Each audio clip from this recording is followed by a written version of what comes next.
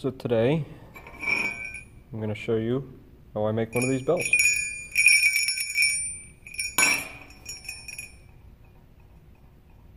You can kind of see my iterations here. I started larger and worked my way down only because it's a lot easier to work with a larger thing and then scale it down once you have it figured out.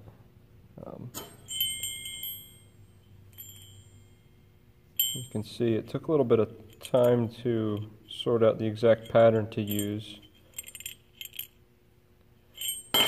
This is what I ended up with. All my prototyping I did on the bandsaw, cut these out and sanded and filed them by hand. Very time consuming, so once I figured out a design, I digitized it and sent them off to the laser cutter. We make a lot of these here, so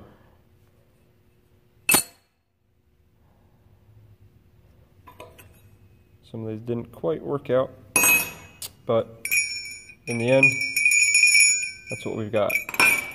Let's do it.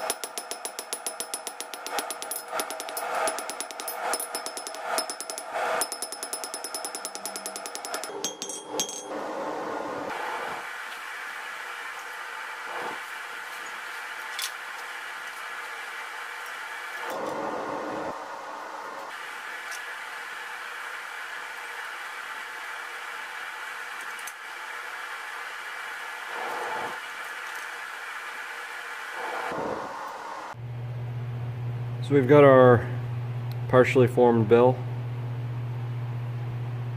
I opened it up just a little bit because I'm going to weld these. I know it's not traditional, but the originals we did rivet by forging a little stem on here and then put them in through here. But during the assembly process, this takes a little bit of a beating, and it would always loosen up the rivet. So we just weld them. I'm going to do that off camera here, and we'll get to the final assembly. So for our pellet, little thing that makes it jingle, use just a 1/4-20 nut.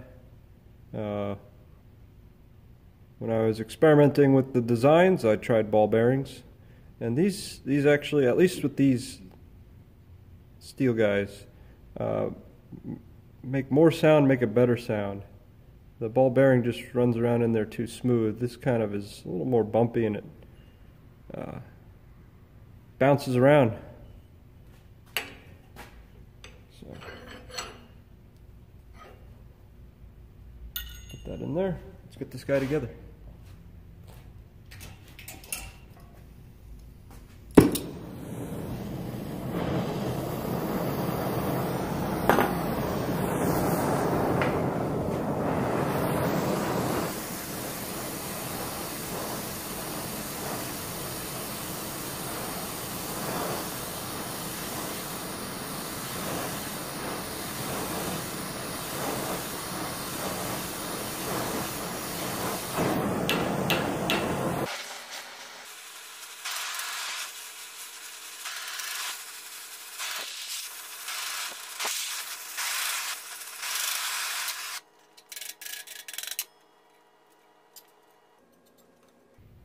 It is important that these guys, the pedals don't touch, or else it mutes the sound.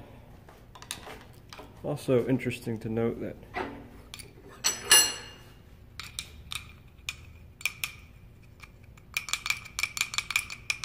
when it's hot, it makes absolutely no noise whatsoever.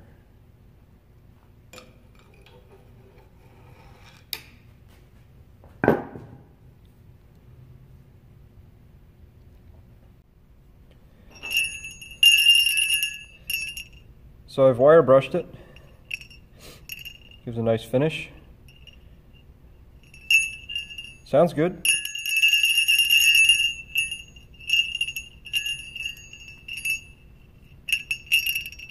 There you have it.